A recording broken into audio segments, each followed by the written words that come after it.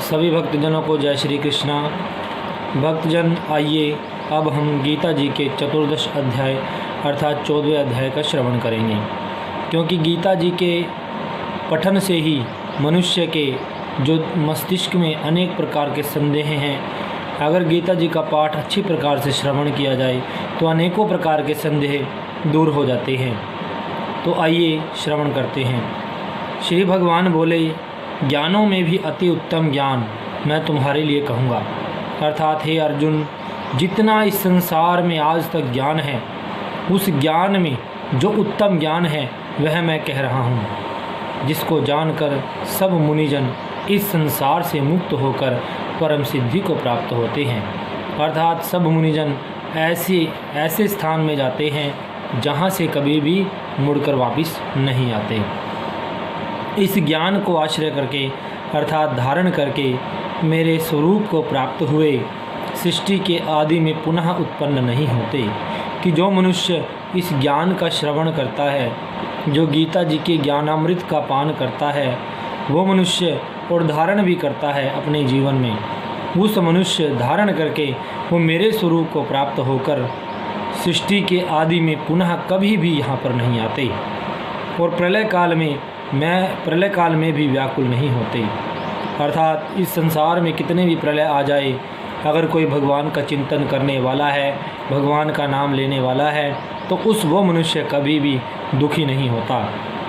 हे अर्जुन, मेरी महत ब्रह्मरूप मूल प्रकृति संपूर्ण भूतों की योनि है, अर्थात गर्भाधान का स्थान है कि और मैं उस योनि में चेतन समुदाय गर्भ को स्थापन करता हूँ।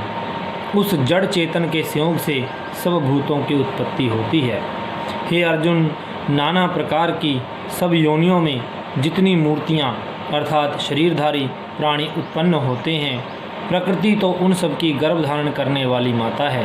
अर्थात इस संसार में जितने भी प्राणी उत्पन्न हो रहे हैं, उसकी उत्पत्ति में जो प्रकृति है वो कारण है। इस संसार में जितने भी जिस भी रूप में प्राणी उत्पन्न होते हैं, उन सब का कारण प्रकृति है। प्रकृति हर एक मनुष्य को उत्पन्न करती है और मैं बीज को स्थापन करने वाला पिता हूँ। हे अर्जुन, सत्वगुण, रजोगुण और तमोगुण ये प्रकृति से उत्पन्न तीनों गुण अविनाशी जीवात्मा को शरीर में बांधते हैं। तीन प्रकार के गुण होते हैं, सत्वगुण, रजोगुण, तमोगुण। हर एक मनुष्य इन तीनों प्रकार के गुणों से युक्त होकर इस संसार में आता है। सत्वगुण का प्राणी भगवान का नाम लेने वाला होगा, सबका भला करने वाला होगा, और रजोगुण का प्राणी भगवान का नाम भी लेगा और तमोगुण के प्राणी के समान आचरण भी करेगा। अर्थात पहले सत्वगुण के बारे में वर्णन करते हैं। सत्वगुण का प्राणी अच्छी प्रकृति का होगा, अच्छे व्यवहार का होगा, स्वभाव से चंचल ना होकर स्वभाव से सरल होगा, समझदार होगा। लेकिन तमोगुण का प्राणी इससे विपरीत होगा।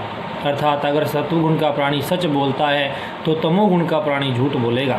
सत्वगुण का प्राणी अच्छा है तो तमोगुण का प्राणी बुरा होगा, बुरी चीज़ों का सेवन करेगा, नशे इत्यादि का सेवन करेगा।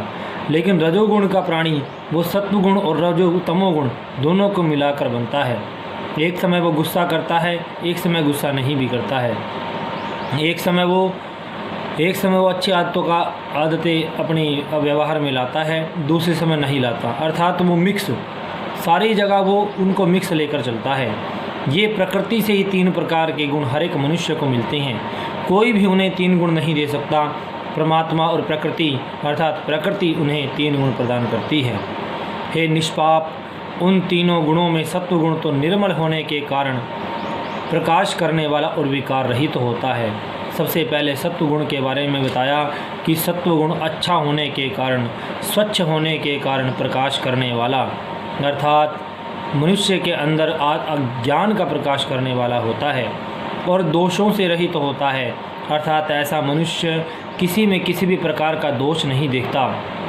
वह सभी जगह हर एक मनुष्य के अंदर कुछ ना कुछ गुणों की, कुछ ना कुछ अच्छी आदतों की खोज करता है और स्वयं भी वह एक अच्छा मानव होता है और अपने गुणों से वो दूसरों को उद्भासित करता है। वह सुख के संबंध से और ज्ञान के संबंध से अर्थात उसके अभिमान से बांधता है। हे अर्जुन, राग रूप रजोगुण को कामना और आसक्ति से उत्पन्न जान। अर्थात रजोगुण की उत्पत्ति कैसे होती है? रजोगुण की उत्पत्ति कामनाओं से होती है, इच्छाओं से होती है और आसक्ति से उत्पन्न होती है। अर्थात जब हम किसी भी इस सांसारिक वस्तु में अपना ध्यान आकर्षित कर लेते हैं, उसमें उसके प्रेम में पड़ जाते हैं, तो वहाँ पर रजोगुण की उत्पत्ति होती है। वह इस जीवात्मा को कर्मों और उनके फलों के संबंध से बांधता है। हे अर्जुन, सब देहाभिमानियों को मोहित करने वाले तमोगुण की तो अज्ञान से उत्पन्न जान। अर्थात तमोगुण अज्ञान से उत्पन्न होता है। वह इस जीवात्मा को प्रमाद, आलस्य और निद्रा के द्वारा बांधता है। अर्थात वह जो जीवात्मा होती है वो इस संसार में तमोगुण से युक्त मनुष्य आलसी होगा, निद्रा लेता होगा और हर एक कार्य में प्रमाद दिखाएगा। हे अर्जुन, सत्वगुण सुख में लगाता है, रजोगुण कर्म में लगाता है और तमोगुण तो ढककर प्रमाद में भी लगाता है। अर्थात कि जो सत्वगुण का प्राणी होगा वो मनुष्य सुख में लगेगा, अर्थात वो कार्य भी करेगा, कर्म भी करेगा और सुख में भी लगेगा। लेकिन रजोगुण का प्राणी कर्म में लगेगा और तमोगुण का प्राणी उसके मनुष्य के ज्ञान को ढककर उसे प्रमाद अर्थात आलस्य में लगाकर रखता है। हे अर्जुन, रजोगुण और तमोगुण को दबाकर सत्वगुण और तमोगुण को दबाकर रजोगुण, वैसे ही सत्वगुण और रजोगुण को दबाकर तमोगुण ही होता है, अर्थात बढ़ता है। जिस समय इस देह में तथा अंतःकरण और इंद्रियों में चेतनता और विवेक शक्ति उत्पन्न होती है, उस समय ऐसा जानना चाहिए कि सत्वगुण बढ़ा हुआ है। जब इस देह में और अंतःकरण में इंद्रियों की चेतनता, अर्थात जब हम इंद्रियों को यानी इंद्रियों के अंदर प्रकाश आ जाता है, यानी इंद्रियां गलत जगह, ज्ञानेंद्रिय और कर्मेंद्रियां वो गलत जगह न लगकर जब इंसान को सच्चाई का पता लग जाता है और विवेक शक्ति उत्पन्न होती है, तो उस समय जानना चाहिए कि मनुष्य के अंदर सत्वगुण बढ़ा हुआ है।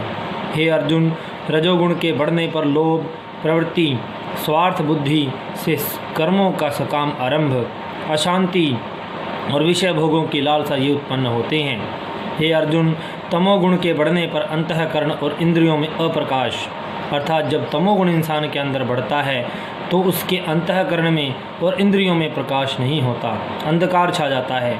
कर्तव्य कर्मों में अप्रवृत्ति, करने वाले कर्मों में वह अप्रवृत्त अर्थात प्रवृत्त नहीं होता, प्रमाद करता है, आलस्य करता है, व्यर्थ चेष्टा और निद्रा आदि अंतःकरण की मोहिनी वृत्तियाँ ये सब ही उत्पन्न होते हैं। जब यह मनुष्य सत्वगुण की वृद्धि में मृत्यु को प्राप्त होता है, तब तो उत्तम कर्म करने वालों के दिव्य स्वर्ग आदि लोक की प्राप्ति होती है। रजोगुण के बढ़ने पर मृत्यु को प्राप्त होकर कर्मों की आसक्ति वाला मनुष्य में उत्पन्न होता है तथा तमोगुण के बढ़ने पर मरा हुआ मनुष्य कीट, पशु आदि मूढ़ योनियों में उत्पन्न होता है। श्रेष्ठ कर्म का तो सात्विक अर्थात सुख, ज्ञान और वैराग्य आदि निर्मल फल कहा गया है। राजस कर्म का फल दुख एवं तामस कर्म का फल अज्ञान कहा गया है। अर्थात जो मनुष्य अच्छे कर्म करता है तो वो सात्विक अर्थात सुख, ज्ञान और वैराग्य आदि अच्छे फलों को प्राप्त करता है, और जो राजस कर्म करता है वह दुख प्राप्त करता है, और जो तामस कर्म करता है वह अज्ञानता में जीता है। सत्वगुण से ज्ञान उत्पन्न होता है, अर्थात जो सत्वगुण अच्छे गुण का इंसान होता है उसे कभी ना कभी तो ज्ञान उत्पन्न हो जाता है। रजोगुण से निसंदेह लाभ तो होता है लेकिन उसे ज्ञान नहीं होता, तथा तमोगुण से प्रमाद और मोह उत्पन्न होता है और अज्ञान भी होता है। अर्थात जो तमोगुण से युक्त प्राणी होगा वह आलस्य वाला होगा, मोह रखता होगा और अज्ञान भी उसके अंदर उत्पन्न होता है। सत्वगुण में स्थित पुरुष स्वर्ग आदि उच्च लोकों को जाता है, अर्थात जो मनुष्य अच्छे गुणों वाला होता है वह स्वर्ग आदि ऊंचे लोकों में जाता है, और रजोगुण में स्थित राजस मनुष्य पुरुष मध्यम में अर्थात मनुष्य लोक में रहता है, और तमोगुण के कार्य रूप निद्रा, प्रमाद और आलस्य आदि में स्थित तामस पुरुष अधोगति गति को अर्थात कीट, पशु आदि नीच योनियों को तथा नरकों को प्राप्त होते हैं। जिस समय दृष्टा तीनों गुणों के अतिरिक्त अन्य किसी कर्ता को नहीं देखता और तीनों गुणों से अत्यंत परे सच्चिदानंद घन स्वरूप मुझ परमात्मा को जानता है, उस समय वह मेरे स्वरूप हो जाता है। जिस समय दृष्टा अर्थात देखने वाला तीनों गुणों के अतिरिक्त अन्य किसी कर्ता को नहीं देखता, तो तीनों गुणों से उत्पन्न परे अर्थात सच्चिदानंद घन मुझ परमात्मा को तत्व से जानने लग जाता है, उस समय वह मेरे स्वरूप को प्राप्त होता है। यह पुरुष शरीर की उत्पत्ति के कारण रूप इन तीनों गुणों को उल्लंघन करके जन्म, मृत्यु, वृद्धावस्था और सब प्रकार के दुखों से मुक्त हुआ परमानंद को प्राप्त होता है। अर्जुन बोले, इन तीनों गुणों से अतीत पुरुष किन किन लक्षणों से युक्त होता है और किस प्रकार के आचरणों वाला होता है, तथा हे प्रभो, मनुष्य किस उपाय से इन तीनों गुणों से अतीत होता है। श्री भगवान बोले, हे अर्जुन, जो पुरुष सत्वगुण के कार्य रूप प्रकाश को, रजोगुण के कार्य रूप प्रवृत्ति को तथा तमोगुण के कार्य रूप मोह को भी न तो प्रवृत्ति होने पर उनसे द्वेष करता है, न निवृत्त होने पर उनकी आकांक्षा करता है। अर्थात जब मनुष्य तीनों गुणों वाले मनुष्य तीनों गुणों से युक्त कार्यों में जब प्रवृत्त हो जाता है, न तो द्वेष करता है और न उनसे निवृत्त अर्थात अलग होने पर उनकी आकांक्षा करता है। जो साक्षी के समान स्थित हुए गुणों के द्वारा विचलित नहीं किया जाता और गुण ही गुण में वर्तते हैं, अर्थात जो साक्षी के सदृश, जो देखते हुए के समान गुणों के द्वारा कभी विचलित नहीं होता। सत्वगुण, रजोगुण, तमोगुण जब तीनों ये इंसान के ऊपर अपना प्रभाव नहीं डालते और केवल वो उनको देखता है कि गुण ही गुण में वर्तते हैं, अर्थात सत्वगुण हावी होने पर तमोगुण और रजोगुण को दबा देता है, रजोगुण हावी होने पर सत्वगुण तमोगुण को दबा देता है, तमोगुण के हावी होने पर रजोगुण सत्वगुण को दबा देता है। जब इस प्रकार सोचता है, न तो किसी का बुरा करता है, केवल वो बराबर ही रहता है, जो सच्चिदानंद घन परमात्मा में एक ही भाव से स्थित है एवं उस स्थिति से कभी विचलित नहीं होता, जो निरंतर आत्म भाव में स्थित, दुख सुख को समान समझने वाला, मिट्टी, पत्थर और स्वर्ण में समान भाव वाला, ज्ञानी प्रिय तथा अप्रिय को एक सा मानने वाला, अपनी निंदा स्तुति में समान भाव वाला है, जो मान और अपमान में सम है, कोई मान करे, कोई सम्मान करे या कोई अपमान करे, जो बराबर है, दोनों में खुश है, मित्र और वैरी के पक्ष में जो समान है,